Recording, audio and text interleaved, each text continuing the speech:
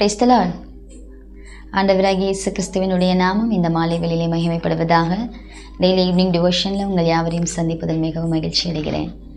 நாம் இன்றைக்கு 9வது கட்டளையை குறித்து நாம் தியானிக்கலாம். நாம் வாசிக்கிறோம் யாத்திராகமம் 20வது அதிகாரம் 16வது வசனம், உபாகமம் 5வது அதிகாரம் 20வது வசனத்தில் நாம் வாசிக்கிறோம், பிறனுக்கு விரோதமாக பொய் சாட்சி சொல்லாதிருப்பாயாக.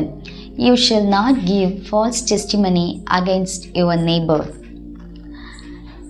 பிறனுக்கு விரோதமாக பொய் சாட்சி சொல்லாதிருப்பாயாக அப்படின்னு சொல்லி இந்த 9வது கட்டளைகளில் நமக்கு கூறப்பட்டிருக்கிறது. நம்ம வேறு சில இடங்களில் பார்க்கும் பொழுது இந்த பொய் சாட்சி சொல்லாதிருப்பாயாக அப்படின்றத நம்ம வாசிக்கலாம். நம்ம லேவியராகமம் 19:11, மத்தேயு 5ஆம் அதிகாரம் 33வது வசனம், மத்தேயு 19ஆம் அதிகாரம் 18ஆம் வசனம், மார்க் எழுதின சுவிசேஷம் 10ஆம் அதிகாரம் 19ஆம் வசனம், லூக்கா எழுதின சுவிசேஷம் 18ஆம் அதிகாரம் 20வது வசனம், ரோமருக்கு எழுதின நிருபம் 13ஆம் அதிகாரம் 9வது வசனம், கொலோசியருக்கு எழுதின நிருபம் 3ஆம் அதிகாரம் 9வது வசனம். இந்த பகுதிகளில் எல்லாம் நம்ம வாசிக்கிறோம், பிறனுக்கு விரோதமாக பொய் சாட்சி சொல்லாதிருப்பாயாக, பொய் சாட்சி சொல்லாதிருப்பாயாக அப்படின்னு சொல்லி நம்ம வாசிக்கிறோம். நம்ம வேதத்தில் இப்படி இந்த எல்லா இடங்கள்லையுமே நம்ம பிறனுக்கு விரோதமாகவோ இல்லை தமக்கு விரோதமாகவோ பொய் சாட்சி சொல்லக்கூடாது அப்படிங்கிற காரியத்தை நம்ம இந்த 9வது கட்டளைகளிலிருந்தும் இப்போ வாசித்ததான இந்த வசனங்களிலிருந்தும் நாம் கற்றுக்கொள்கிறோம். நம்ம அதற்கு ஒரு சில எக்ஸாம்பிள்ஸை நம்ம வேதத்தின் அடிப்படையில் நம்ம பார்த்துட்டு நம்ம கடந்து செல்லலாம். நம் பழைய ஏற்பாட்டில் நம்ம 1 ராஜாக்கள் 22வது அதிகாரத்திலும் 2 நாளாகமம் 18ஆம் அதிகாரத்திலும் நாம் வாசிக்கிறோம். இஸ்ரவேலின் ராஜா ஆகாப், யூதேயாவுடைய ராஜா ஜோசபாத். ஆகாப் ஜோசபாத்தை கேட்குறார், இந்த மாதிரி கீலேயாத்தில் உள்ள ராமோத்துக்கு நாம் போர் செய்யும்படியாக போகணும், இதுக்காக நம்ம போகலாமா, அங்கே போய் போர் தொடுத்து அந்த ஜனங்களை மேற்கொள்ளலாமா அப்படின்னு சொல்லி ஆலோசனை கேட்கிறார். அப்போ இந்த யோசபாத் ஆண்டவருடைய வார்த்தைக்காக வெயிட் பண்ணுகிறார். ஆண்டவருடைய வார்த்தையை நம்ம கேட்போம், ஆண்டவர் என்ன சொல்லுகிறாரோ அதன்படி நாம் செய்வோம் அப்படின்னு சொல்லிட்டு ஆண்டவருடைய வார்த்தையை கேட்பதற்காக, ஆண்டவருடைய சுத்தம் என்னதென்று தெரிந்து கொள்வதற்காக அவர் தீர்க்கதரிசிகளை அழைக்கிறார். அப்போ இந்த ஆகாப் ராஜா அங்கே உள்ளதான 400 தீர்க்கதரிசிகளை அழைத்து இவர்களுடைய ஆலோசனைகளை கேட்கிறார். தீர்க்கதரிசிகளுடைய ஆலோசனைகளை, தேவன் இவர்களை குறித்து என்ன நோக்கம் வைத்திருக்கிறார், அந்த ராமோத்தில் உள்ள கீலேயாத்திற்கு போகலாமா, போர் தொடுக்கலாமா, ஜனங்களை இவர்கள் முறியடிப்பார்களா என்கிறதான ஆலோசனைகளை இவர்கள் கேட்கிறார்கள். அப்போ எல்லா அந்த தீர்க்கதரிசி 400 தீர்க்கதரிசிகளுமே ஒரே போல, ராஜாவே நீங்கள் போங்க, நீங்கள் அந்த கீலேயாத்துக்கு போங்க, நீங்கள் அந்த ஜனங்களெல்லாம் முறியடிச்சிடுவீங்க, ஆண்டவர் அந்த கீலேயாத்தை உங்களுடைய கரத்தில் ஒப்பு கொடுப்பார் அப்படின்னு சொல்லி எல்லாருமே ஒரே போல் சேம் ஆன்சர் பண்ணுறாங்க. அப்படி இருக்கும் பொழுது இந்த யோசுபாத் ஒருவேளை இன்னும் யாராவது தேவனுடைய வார்த்தையை நமக்கு தெரிவிப்பதற்காக, தேவனுடைய வார்த்தையை நமக்கு சொல்லுவதற்காக இன்னும் யாராவது இருக்காங்களா அப்படின்னு சொல்லி கேட்குறார். அப்படி கேட்கும் பொழுது தான் அந்த ஆகாப் ராஜா சொல்லுகிறார், ராஜா ஒரு மனுஷன் இருக்கான், அவன் பேர் மிகாயா. அவன் எப்பவுமே என்னை குறித்து நன்மையானதை அல்ல, அவன் எப்பவுமே என்னை குறித்து தீமையானதை தான் சொல்லுவான். அதாவது நீங்கள் எப்போயுமே என்னை குறித்து அவன் நெகட்டிவாக தான் சொல்லுவான், ஒரு பாசிட்டிவான காரியம் சொல்ல மாட்டான் அப்படின்னு இவர் சொல்லுகிறார். இந்த ஆகாப் ராஜா சொல்கிறார். ஆனாலும் யோசபாத் அவரை அழைத்து வர சொல்லுகிறார். ஆகவே மிகாயா தீர்க்கதரிசி அந்த இடத்திற்கு கடந்து வர்றாங்க. கடந்து வந்ததற்கப்புறம் யோசபாத் இந்த மாதிரி கேட்குறாங்க, இந்த கீலேயாத்தில் உள்ள ராமோத்துக்கு நாங்கள் இந்த மாதிரி போகலாமா, அந்த ஜனங்களை தேவன் எங்களுடைய கரத்தில் ஒப்பு கொடுப்பாரா, அந்த இடத்திற்கு நாங்கள் போகலாமா, அவர்களுக்கு விரோதமாக நாங்கள் போகலாமா அப்படின்னு சொல்லி அவர் கேட்குறார். அப்போ கேட்கும் பொழுது மிகாயாவும், ராஜாவே நீங்கள் போங்க, அந்த ஜனங்களை ஆண்டவருடைய கரத்தில் ஒப்பு கொடுப்பாரு அப்படின்னு சொல்லி இந்த மிகாயா தீர்க்கதரிசி சொல்லுகிறார்.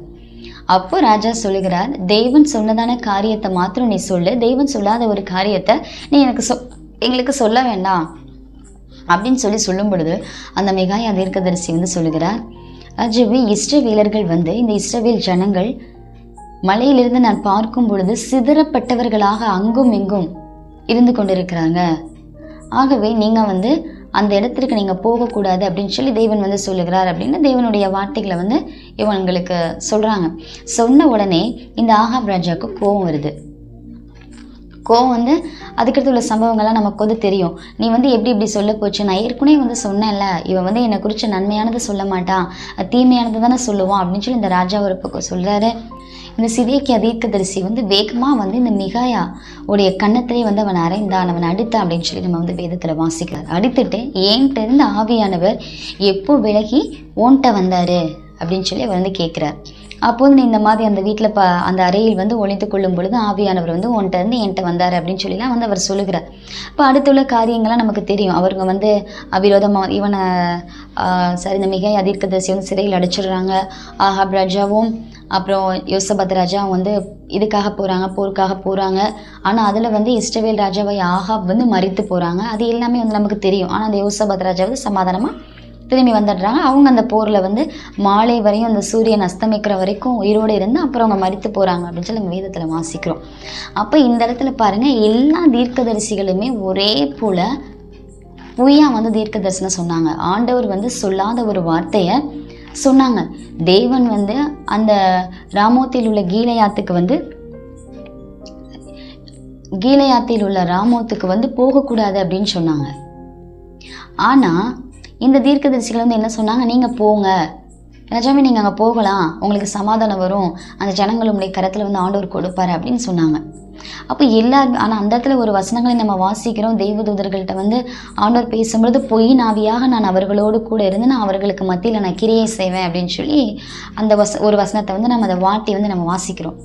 அப்போ அவர்கள் எல்லாருக்குள்ளேயுமே வந்து பொய் நாவி அசைவாடினதை வந்து நம்ம அந்த இடத்துல பார்க்குறோம்.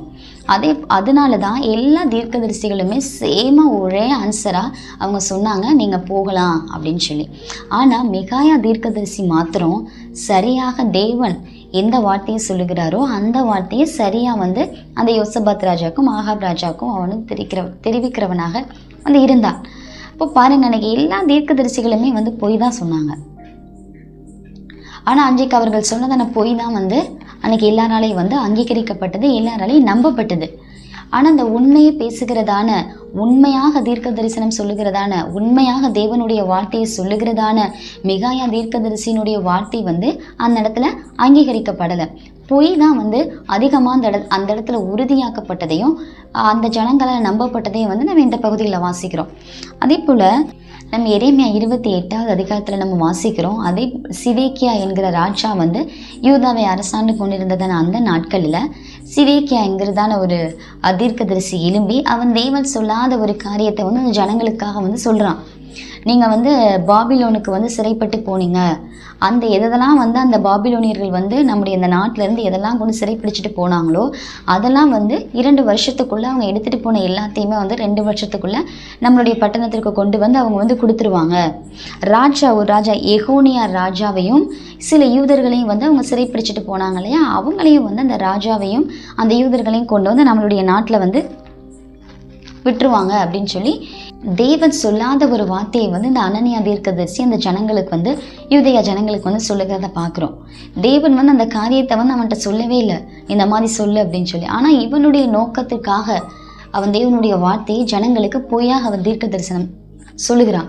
அப்படி அவன் தீர்க்க தரிசனம் சொல்லுகிறதுனால அதே வருஷத்தினுடைய 7வது மாதத்தில் அவன் வந்து மரித்தான் அப்படின்னு சொல்லி நம்ம வேதத்தில் வாசிக்கிறோம். அப்போ அன்றைக்கு அவன் அந்த அனனியா என்கிற தீர்க்கதரிசி வந்து பொய்யாக தீர்க்க தரிசனம் சொன்னதுனால அவன் அதே வருடத்தில் 7வது மாதம் மரித்து விட்டான். இப்படி நம்ம வேதத்தில் பல இன்சிடென்ட் நம்ம பார்க்கலாம். இதே நம்ம எரேமியா 29வது அதிகாரத்தில் நம்ம வாசிக்கும் பொழுது தவறாக தீர்க்க தரிசனம் சொன்னதான, பொய்யாக தீர்க்க தரிசனம் சொன்னதான ஆகாப் சிதேக்கியா இவர்கள் 2 தீர்க்கதரிசி நம்ம பார்க்கும் பொழுது அவங்க 2 பேருமே வந்து நேபுகாத் நேச்சாரால் வந்து அவர்கள் கொலை செய்யப்பட்டார்கள் அப்படின்னு வாசிக்கிறோம். அந்த 29வது அதிகாரத்தை நம்ம ஃபுல்லாக வாசிக்கும் பொழுது நமக்கு வந்து அந்த முடிவில் வந்து சொல்லப்பட்டிருக்கும். நான் வந்து அந்த நேபுகாத் நேச்சாரை வந்து அவன் வந்து அந்த ராஜா வந்து உங்களை கொன்று போடுவான் அப்படின்னு சொல்லி ஆண்டவர் வந்து சொல்லியிருப்பார்.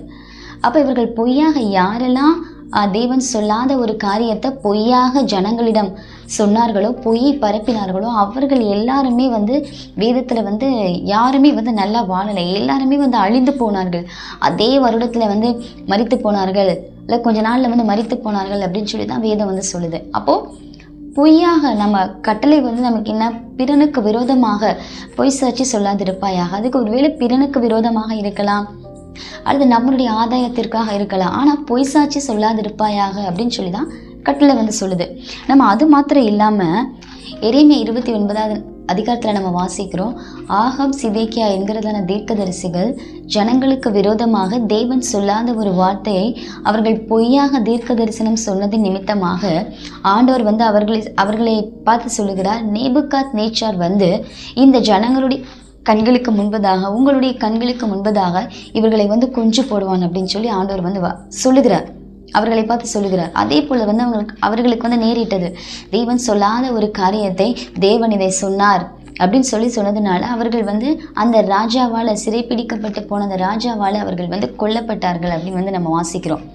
அதே பகுதியில் 29வது அதிகாரத்தில் நம்ம வாசிக்கும் பொழுது செமாயா என்கிற தீர்க்கதரிசியை குறித்து சொல்லுகிறது. நம்ம 29வது அதிகாரம் 32வது வசனத்தில் நம்ம வாசிக்கிறோம், இதோ நான் நெகலாமியனாகிய செமாயாவையும் அவன் சந்ததியையும் தண்டிப்பேன். இந்த ஜனத்தின் நடுவிலே குடியிருப்பவன் ஒருவனும் அவனுக்கு இல்லாதிருப்பான். நான் என் ஜனத்துக்கு செய்யும் நன்மையை அவன் காண்பதில்லை என்று கர்த்தர் சொல்லுகிறார். கர்த்தருக்கு விரோதமாக கலகம் உண்டாக பேசினான் அப்படின்னு சொல்லி சொல்லப்பட்டிருக்கு. அப்போ செமாயாவும் அதே போல தேவன் சொல்லாத காரியத்தை ஜனங்களுக்கு மத்தியில் கர்த்தருக்கு விரோதமாக அவன் கலகம் உண்டாக்கினதான வார்த்தைகளை பேசினான் அப்படின்னு சொல்லி சொல்லப்பட்டிருக்கு. அதனால ஆண்டவர் வந்து அவனை தண்டித்தாராம். நான் வந்து அவனை தண்டிப்பேன், அவனுடைய சந்ததி, அவனுடைய ஜனத்தை, அவனுடைய தலைமுறையை வந்து இந்த சந்ததியில் வந்து நான் இல்லாத அளவுக்கு அவனை வந்து அந்த அளவுக்கு நான் தண்டித்து போடுவேன் அப்படின்னு சொல்லி சொல்லுகிறார். அதை வந்து அந்த செமாயா தீர்க்கதரிசியினுடைய வாழ்க்கையில் வந்து அது நடந்தது. அப்போ அவனை தண்டிப்பேன், அவனுடைய சந்ததி இல்லாமல் நான் அவனை தண்டிப்பேன் அப்படின்னா என்ன அர்த்தம்? அவனுடைய சந்ததியே இல்லாத அளவுக்கு தண்டிப்பேன் அப்படின்னா அவன் மரித்துட்டான், அவன் வந்து மரித்து போவான் அப்படிங்கிற காரியத்தை தான் ஆண்டவர் வந்து சொல்லுகிறார்.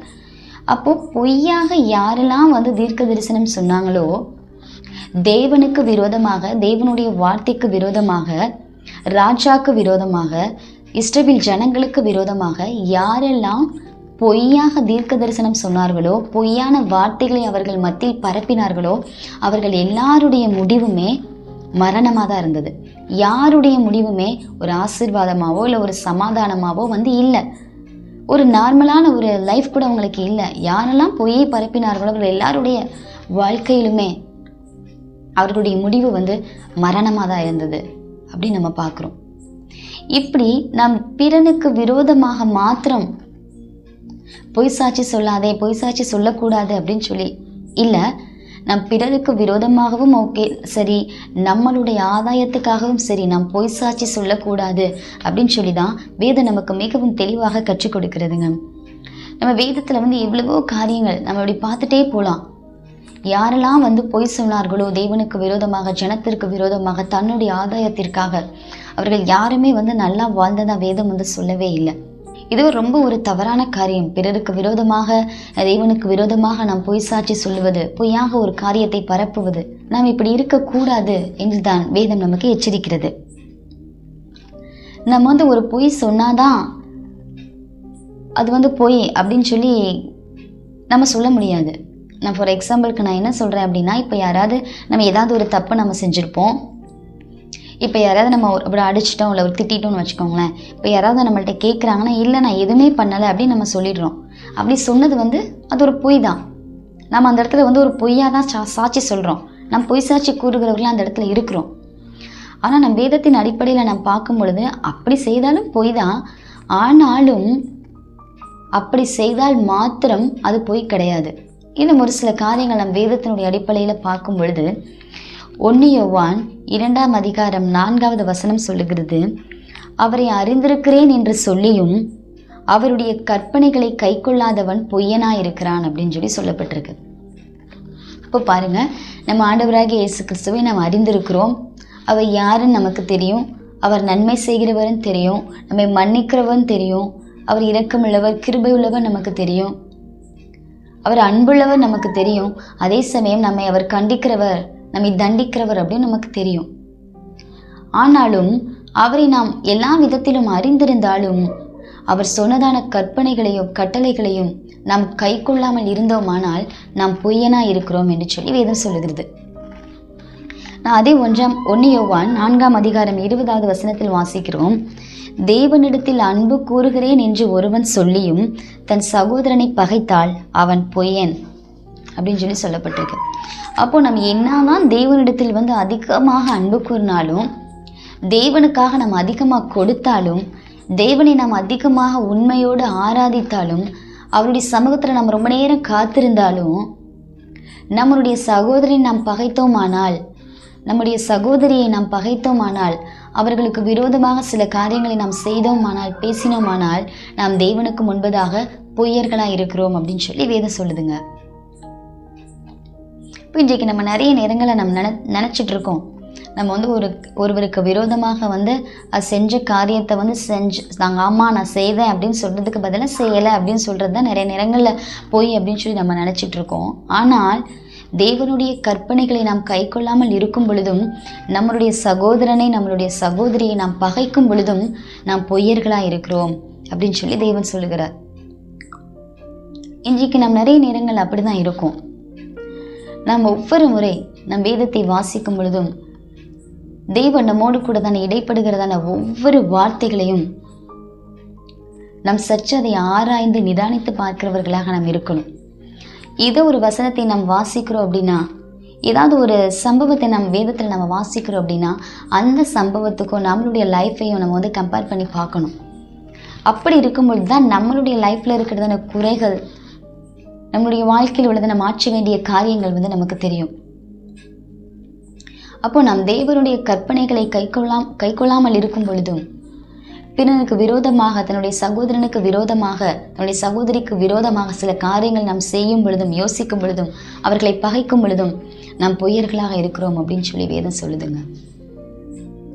இப்போ இன்றைக்கு யோசிக்க நம்முடைய ஜீவியம் எப்படிப்பட்டதாக இருக்குது. நம் வேதத்தில் வாசிக்கிறோம், பிசாசானவனை குறித்து, சாத்தானை குறித்து, அவன் பொய்யனும் பொய்க்கு பிதாவுமாய் இருக்கிறான் அப்படின்னு சொல்லி. அப்போ நாம் பொய் பேசும் பொழுது தேவனுக்கு விரோதமாக, தேவனுடைய வார்த்தைக்கு விரோதமாக, நம்மோடு கூட இருக்க நம்முடைய சகோதரிக்கு விரோதமாக பொய்யாக சாட்சி கூறும் பொழுது நாம் எப்படிப்பட்டவர்களாக இருக்கிறோம்? நாம் யாருடையவர்களாக இருக்கிறோமா? நாம் சாத்தானுடையவர்களாக இருக்கிறோம். நாம் தேவனுடையவர்களாக இல்லை. ஏன்னால் தேவன் பொய்யுரையாத தேவன். நாம் வேதத்தில் வாசிக்கிறோம், தீத்து 1ஆம் அதிகாரம் 3வது வசனத்திலும், எபிரேயர் நிருபம் 6ஆம் அதிகாரம் 18வது வசனத்திலும் வாசிக்கும் பொழுது அவர் பொய்யுரையாத தெய்வம் அப்படின்னு சொல்லப்பட்டிருக்கு. அவர்கிட்ட எந்த ஒரு பாவமும் இல்லை. அவர் பொய்யுரையாத தேவன்.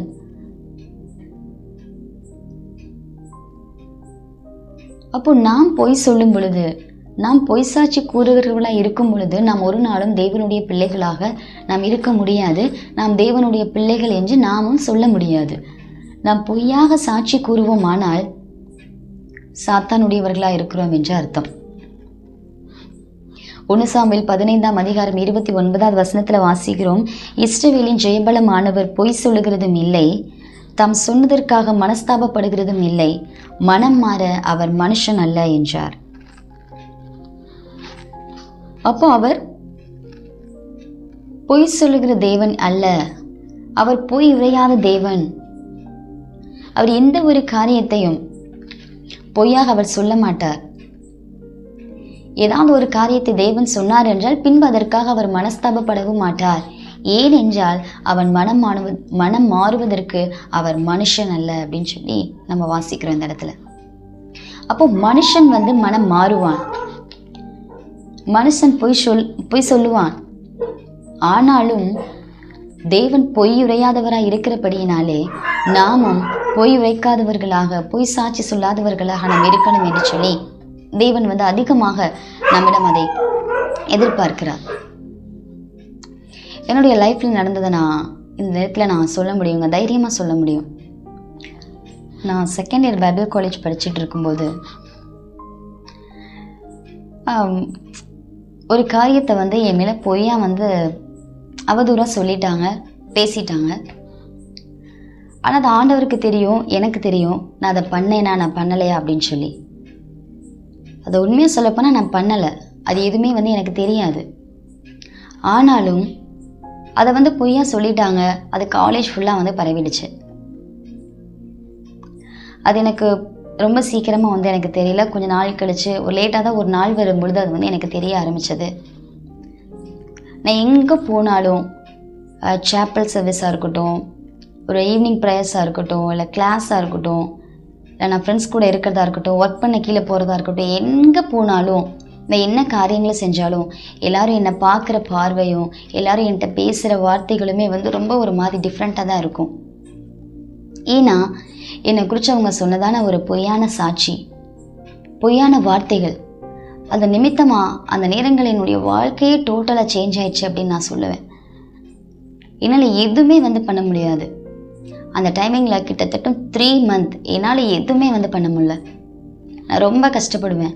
நான் அந்த டைமிங்கில் என்னுடைய வாழ்க்கையிலே வந்து நான் இது வரைக்கும் நான் யோசித்து பார்த்துருந்தேன். அப்படிப்பட்ட ஒரு கண்ணீர் என்னுடைய வாழ்க்கையில் நான் எந்த சூழ்நிலையிலும் நான் அந்த மாதிரி ஒரு கண்ணீர் நான் வடிச்சிருக்கவே மாட்டேன் அப்படின்னு தான் நான் சொல்லுவேன். அவ்வளோ கண்ணீர் வடிப்பேன். யார்கிட்டையும் என்னால் போய் பேச முடியாது. யாருமே வந்து என்னை நம்பவே மாட்டாங்க. நான் ஏதாவது சொன்னால் கூட அவங்க வந்து அதை மீண்டும் வந்து என்னை ஏதாவது காயப்படுத்துகிறதான வார்த்தைகள் தான் சொல்லுவாங்களே ஒழிந்து, இல்லை வேறு ஏதாவது அந்த நபர்களுக்கு தான் சப்போர்ட் பண்ணி பேசுகிற மாதிரி வார்த்தைகள் பேசுவாங்களே ஒழிஞ்சு எனக்கு ஒரு ஆறுதலாக எந்த ஒரு வார்த்தையும் சொல்லியிருக்க மாட்டாங்க. ஓகே, இந்த மாதிரி எதுவும் இல்லைம்மா, நீ இந்த மாதிரி பண்ணியிருக்க மாட்டே, எங்களுக்கு தெரியும் அப்படின்னு யாருமே எதுவுமே வந்து சொல்ல மாட்டாங்க. எல்லாருமே வந்து என்கிட்ட பேசுகிறவங்க, என் கூட பேசுகிறவங்க கூட எல்லாருமே ஆமாம் நீ ஒரு வேலை பண்ணியிருப்ப, இந்த மாதிரி நடந்திருக்கும் அப்படின்ற மாதிரி தான் சம்திங் வந்து சொல்லுவாங்க. அப்போலாம் வந்து நான் ரொம்ப வேதனைப்படுவேன். யார்கிட்டையும் வந்து என்னால் என்னுடைய ஃபீலிங்ஸை வந்து ஷேர் பண்ணவும் முடியாது. அப்போ ரொம்ப கஷ்டப்பட்டேன். ஹோல் காலேஜே வந்து என்னை அந்த ஒரு கண்ணோட்டத்தில் தான் பார்த்தாங்க. 3 months நான் அந்த தப்பே வந்து நான் செய்யாமல் அதற்கான பனிஷ்மெண்ட் வந்து நான் அனுபவித்தேன். உண்மையாகவே அப்போ எனக்கு அங்கே இருக்க பிடிக்காது. என்னால் சாப்பிட முடியாது, என்னால் ஒழுங்காக ப்ரேயர் பண்ண முடியாது, நான் ஒழுங்காக பைபிள் வாசிக்க முடியாது. நான் கிளாஸ்க்கு போனால் அவங்க டீச் பண்ணிகிட்டு இருப்பாங்க, அந்த டீச்சிங்ஸை வந்து என்னால் கவனிக்கவே முடியாது. ரொம்ப நான் கஷ்டப்படுவேன். எங்கே போனாலும் என்னை குத்தி பேசுகிற மாதிரி இந்த வார்த்தைகள் தான் வந்து அதிகமாக பேசுவாங்க. எங்கே போனாலும், ப்ரேயர் போனாலும், கிளாஸ்க்கு போனாலும், எங்கே போனாலும் என்னையே வந்து மீன் பண்ணியே தான் பேசுவாங்க. ஸோ எங்கே போகவுமே வந்து எனக்கு ரொம்ப ஒரு யோசனையாக இருக்கும். தனியாக இருக்கும்போது நான் ரூமில் போய் ஓகே ப்ரேயர் பண்ணலாம் அப்படின்னு சொல்லிட்டு நான் ப்ரேயர் பண்ண போனேன் அப்படின்னா கூட என்னால் ப்ரேயர் கூட பண்ண முடியாது.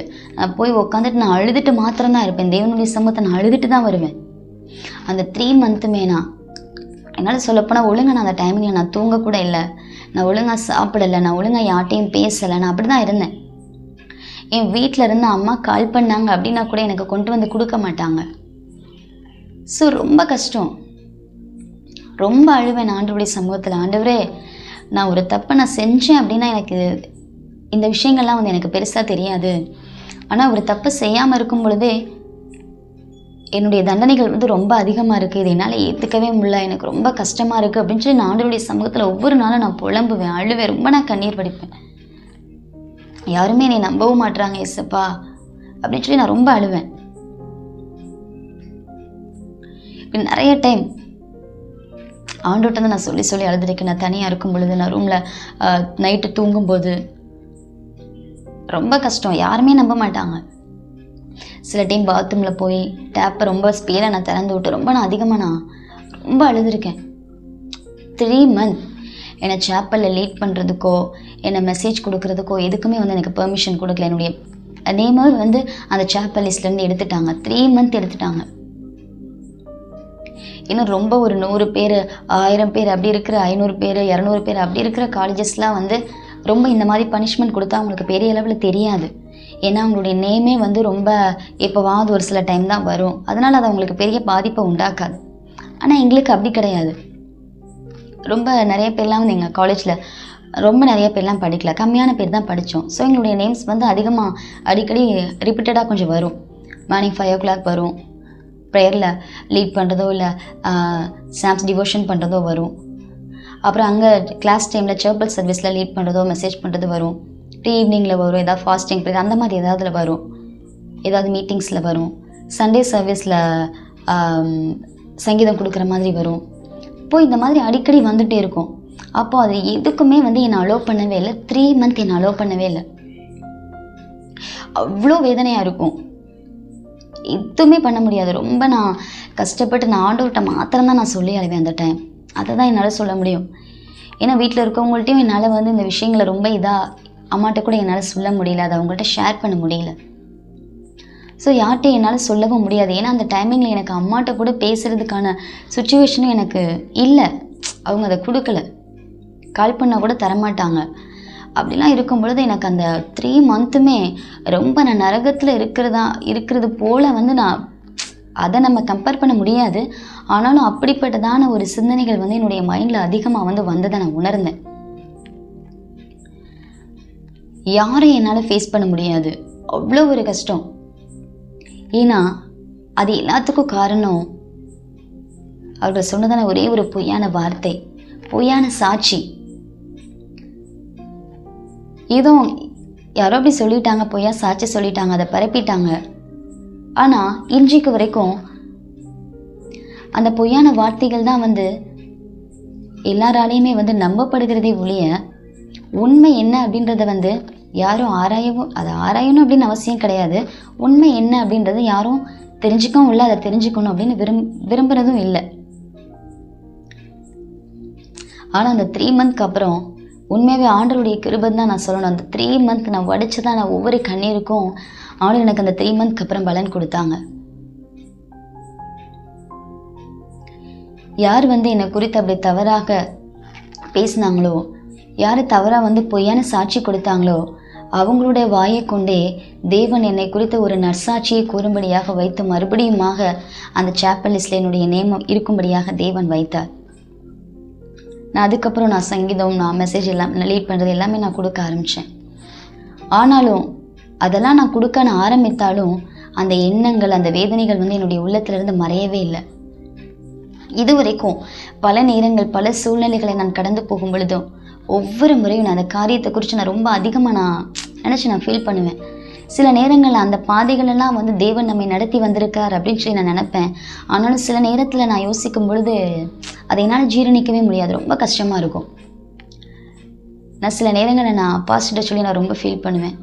அந்த இன்சிடெண்ட்டை நினைக்கும் போது எனக்கு இன்னும் ரொம்ப கஷ்டமாக இருக்குப்பா, என்னால் அதை தாங்கிக்கவே முடியல, இப்போ அதை நினச்சா கூட ரொம்ப வேதனையாக இருக்குது அப்படின்னு சொல்லி நான் சொல்லிகிட்ருப்பேன்.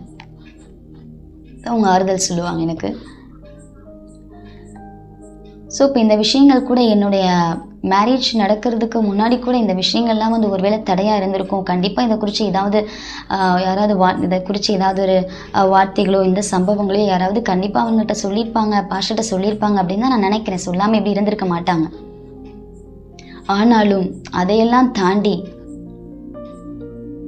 தேவன் உண்மையாகவே ஜனங்கள் பொய்யாக சாட்சி சொன்னாலும், அந்த பொய்யை அவர்கள் அந்த நாட்களில் நம்பினாலும், அந்த பொய்யின் நிமித்தமாக நான் சந்தித்ததான விளைவுகள் அதிகமாக இருந்தாலும்,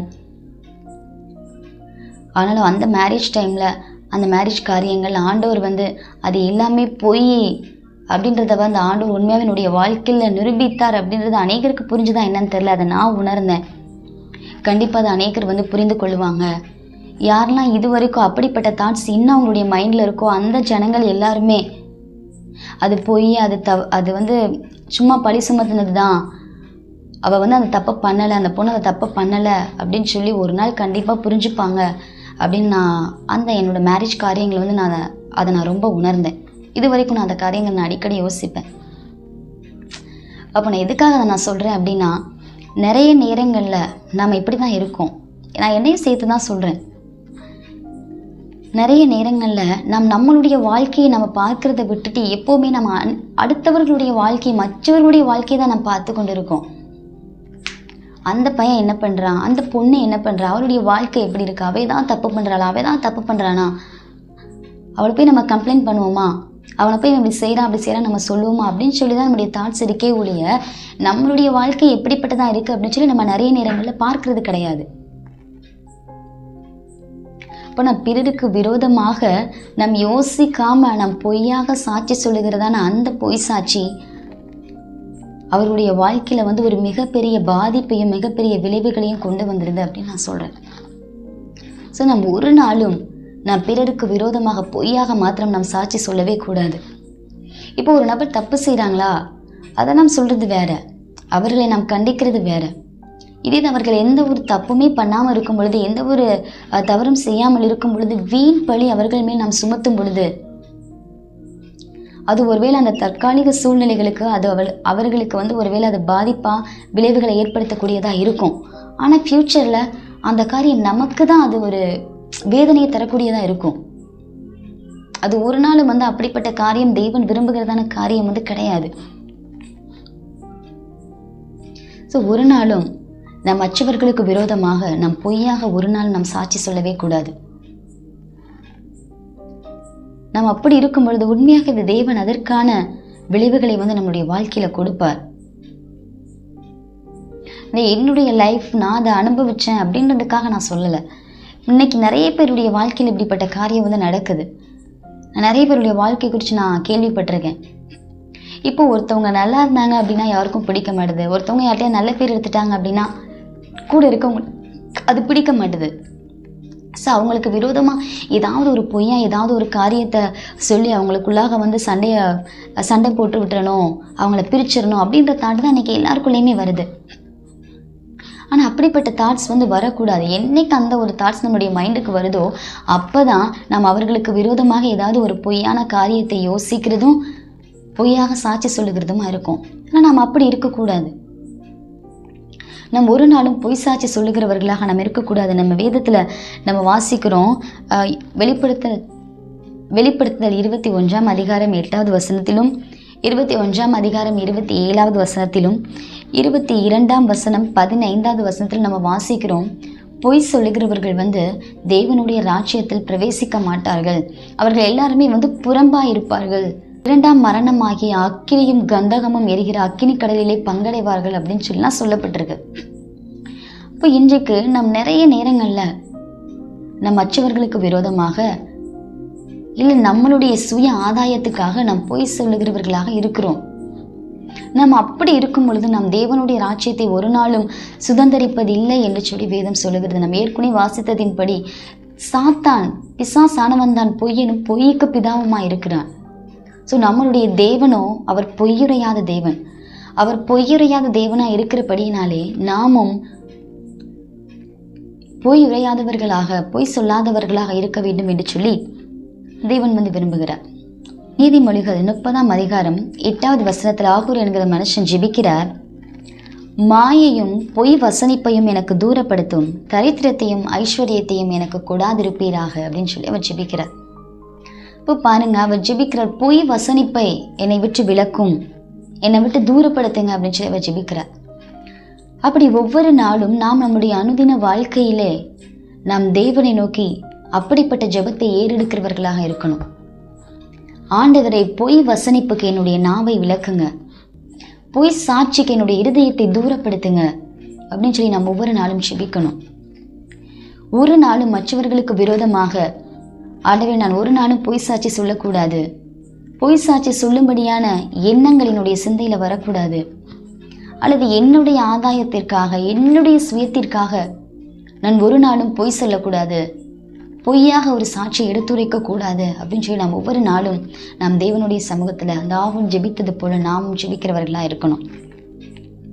ஹெராக்லிட்டஸ் அப்படிங்கிற ஒரு மனுஷன் சொல்லுகிறார், justice will overtake fabricators of lie and false witness. அதாவது பொய்களை இட்டு கட்டுபவர்களையும் பொய் சாட்சிகளையும் நீதி முந்திவிடும் அப்படின்னு சொல்லி அந்த மனுஷன் சொல்லுகிறார். அப்போது நாம் என்றைக்குமே மற்றவர்களுக்கு விரோதமாக இல்லை நம்முடைய ஆதாயத்திற்காக நாம் பொய்யே சொல்லி கொண்டு இருக்கும் பொழுது, இப்போ ஒருவேளை அந்த பொய் வந்து நமக்கு சாதகமாக இருக்கலாம், அந்த சூழ்நிலைகள் நமக்கு சாதகமாக அமையலாம். ஆனால் எப்பொழுதுமே வந்து நாம் சொல்லுகிறதான பொய் வந்து நமக்கு சாதகமாக இருக்கும் அப்படின்னு நம்ம சொல்ல முடியாது. ஏன்னா அந்த பொய்யை எல்லாம் ஒரு நாள் நீதி அந்த பொய்யை விட மேலோங்கி நிற்கும் அப்படின்னு சொல்லி அந்த நபர் சொல்லுகிறார். இது மார்க் ட்வைன் என்கிறதான ஒரு நபர் சொல்லுகிறார், there are 869 different form of lying, but only one of them has been squarely forbidden. Thou shalt not bear false witness against thy neighbor. Mark Twain சொல்கிறார், அதாவது 869 விதமான பொய்கள் வந்து இந்த உலகத்தில் இருக்கான். அதில் ரொம்ப ஒரு கடினமாக அல்லது முக்கியமாக அமல்படுத்தப்பட்டதான காரியம் ஒன்று தான். அது என்ன அப்படின்னா, பிறனுக்கு விரோதமாக பொய் சாட்சி சொல்வது தான். ஸோ பிறருக்கு விரோதமாக பொய் சாட்சி சொல்லாதிருப்பாயாக அப்படின்னு சொல்லி அந்த நபர் சொல்லுகிறார். அப்போ ஒரு நாளும் நாம் பிறருக்கு விரோதமாக நாம் பொய் சாட்சி சொல்லும் பொழுது ஒரு நாளும் நம் தேவனுடைய ஆசீர்வாதங்களை நம்மால் பெற்றுக்கொள்ள முடியாது. தேவன் பொய்யுரையாதவராக இருக்கிறபடியினாலே நாமும் பொய்யுரையாதவர்களாக இருக்க வேண்டும் என்று சொல்லி தேவன் விரும்புகிறார். நம் தேவனுடைய பார்வையிலே தேவனுக்கும் முடிந்த மட்டும் மற்றவர்களுக்கும் நாம் பொய்யுரையாதவர்களாக நாம் உண்மை உள்ளவர்களாக இருப்போம். தேவன் தருகிறதான ஆசீர்வாதங்களை நாம் பெற்றுக்கொள்வோம். தேவன் தாமே இந்த வார்த்தைகளின் மூலமாக உங்கள் ஒவ்வொருவரையும் ஆசீர்வதிப்பாராக. ஆமென். God bless you. Thank you.